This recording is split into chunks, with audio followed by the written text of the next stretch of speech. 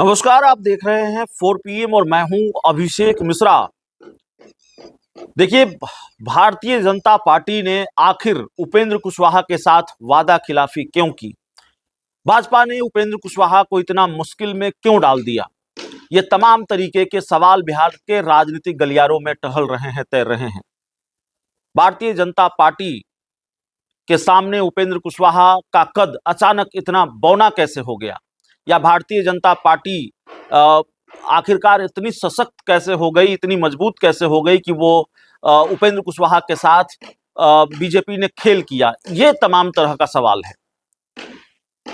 देखिए, बिहार की राजनीति में जिस सबसे बड़े खेल की चर्चा हो रही है, वो खेल यही है कि भारतीय जनता पार्टी ने उपेंद्र कुशवाहा के साथ वादा खिलाफी की। उपेंद्र कुशवाहा को जो वादा किया एक एमएलसी सीट देने का, वो वादा बीजेपी ने तोड़ा और उसकी वजह से अब उनके बेटे दीपक प्रकाश का मंत्री पद संकट में है। और जब ये पूरा शोर शराबा शुरू हुआ विधान परिषद के चुनाव के दौरान, बीजेपी ने उम्मीदवार नहीं बनाया अपनी तरफ से उपेंद्र कुशवाहा के बेटे दीपक प्रकाश को, तो धीरे धीरे उपेंद्र कुशवाहा जरूर खुलकर अपनी नाराजगी नहीं जता रहे हैं, सधे हुए शब्दों में जरूर उन्होंने बहुत कुछ कहा है, लेकिन पार्टी के जो कार्यकर्ता हैं सोशल मीडिया पर, वो अपनी नाराजगी जता रहे हैं। सोशल मीडिया पर एक पत्र बड़ा वायरल हो रहा है। 2025 के विधानसभा चुनाव से पहले जिस घटना का हम जिक्र करते हैं कि आधी रात को भारतीय जनता पार्टी के बड़े बड़े नेता उनको मनाने पहुंचे थे और उपेंद्र कुशवाहा सीटों की संख्या को लेकर नाराज थे, उनको कम सीटें दी जा रही थी, चिराग पासवान को भी सीटें देनी थी, तो सीटों का एडजस्टमेंट मुश्किल हो रहा था बीजेपी के लिए और उपेंद्र कुशवाहा कम सीटों पर मानने के लिए तैयार नहीं थे। ऐसे में जब आधी रात को उपेंद्र कुशवाहा को मनाने पहुंचे बीजेपी के कई नेता, तो उपेंद्र कुशवाहा ने उनके मनाने पर भी वो नहीं माने थे और ये बयान दिया था कि it's time nothing to well NDA. फिर भारतीय जनता पार्टी सहम गई, अमित शाह सहम गए, उनको दिल्ली बुलाया गया, उपेंद्र कुशवाहा को मनाया गया और तब उनसे ये प्रॉमिस किया गया कि भाई आपको राज्यसभा की एक सीट देंगे और एक एमएलसी की भी सीट देंगे। और उसमें वो जो वादा था वो लिखित वादा था, उसमें प्रदेश अध्यक्ष दिलीप जायसवाल का एक पत्र भी था। ये सारी चीजें हम आपको इसलिए बता रहे हैं, उपेंद्र कुशवाहा पर हमने सुबह भी खबर की, उपेंद्र कुशवाहा को लेकर लगातार हम चर्चा कर रहे हैं, लेकिन इस मामले में नया अपडेट है और बिहार की राजनीति एक तरह से इन दिनों उपेंद्र कुशवाहा की इर्द गिर्द घूम रही है। उपेंद्र कुशवाहा और उनके बेटे दीपक प्रकाश को लेकर तमाम तरह के सवाल हैं और उनसे जुड़ी हुई तमाम तरह की खबरें हैं। आज इस वक्त हम चर्चा इसलिए कर रहे हैं क्योंकि अब भारतीय जनता पार्टी की तरफ से जवाब आया है। भाजपा ने वादा करके भी उपेंद्र कुशवाहा को एमएलसी की सीट क्यों नहीं दी और लिखित वादा करके भी एमएलसी की सीट क्यों नहीं दी, बीजेपी ने इस पर अपना जवाब दिया है और जवाब किसी और ने नहीं दिया है।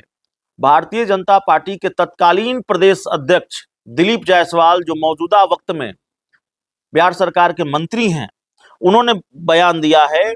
उन्होंने कहा है कि उस समय दोनों दलों के बीच एक एमएलसी सीट देने पर लिखित सहमति जरूर बनी थी।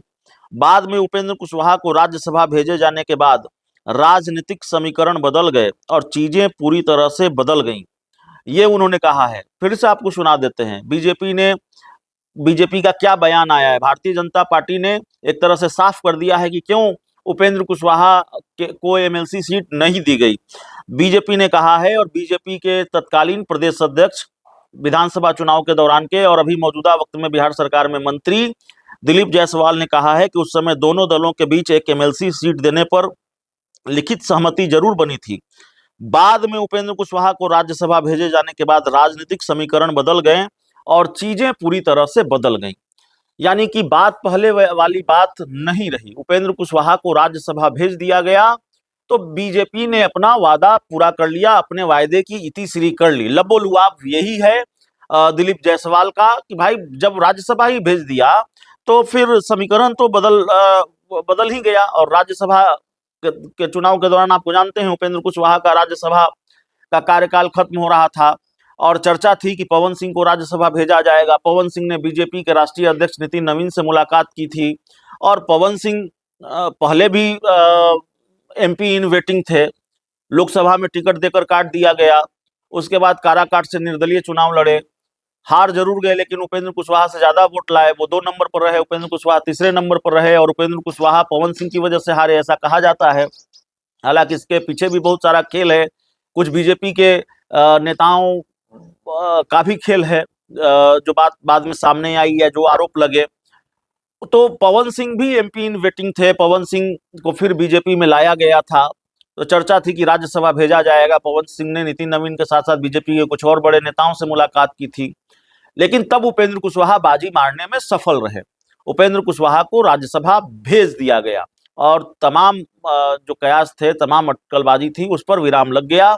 लेकिन इसकी कीमत उपेंद्र कुशवाहा को ऐसे चुकानी पड़ेगी, यह शायद अंदाजा उपेंद्र कुशवाहा को न रहा हो कि भाई अगर बीजेपी हमको राज्यसभा भेज रही है तो एमएलसी की सीट नहीं देगी। बीजेपी अपना वादा इसलिए तोड़ देगी क्योंकि उनको राज्यसभा बीजेपी ने भेजा है। देखिए, चुनाव तो हार गए, तो भारतीय जनता पार्टी ने ही उनको राज्यसभा भेजा, फिर कार्यकाल खत्म हुआ तो फिर बीजेपी ने ही उनको राज्यसभा भेजा, और उसके बाद बीजेपी ने, आप इसको खेल कह ले, वादा खिलाफी कह ले, या फिर जो दिलीप जायसवाल कह रहे हैं उनकी बात मान लेंगे, भाई समीकरण बदल गया, जब राज्यसभा भेज दिया तो वायदे की तीसरी हो गई और समीकरण बदल गया।